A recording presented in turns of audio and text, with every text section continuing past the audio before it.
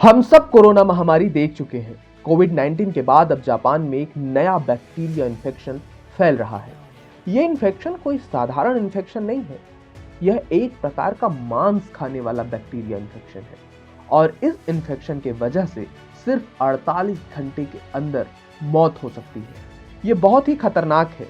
फिलहाल इसका प्रभाव सिर्फ जापान तक है और जापान में भी कोविड टाइम के रिस्ट्रिक्शंस में ढील देने की वजह से फैल रही है।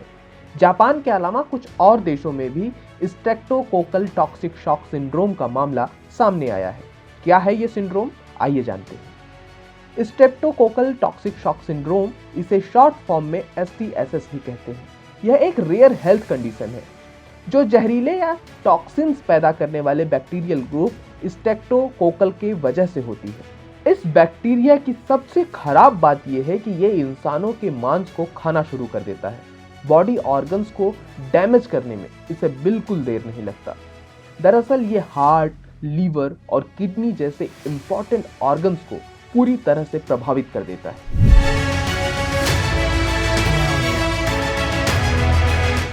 इस सिंड्रोम से कोरोना की तरह ही बच्चों और बूढ़ों को ज्यादा खतरा है।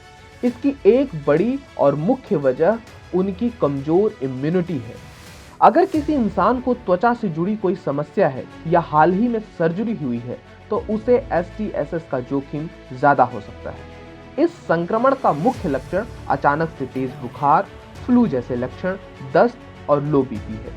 अगर एक साथ ये सभी लक्षण दिख रहे हैं तो डॉक्टर से तुरंत सलाह लेनी चाहिए। इन्फेक्शन से बचने के लिए सर्जरी के घावों को साफ रखें और इसकी रेगुलर ड्रेसिंग करवाएं।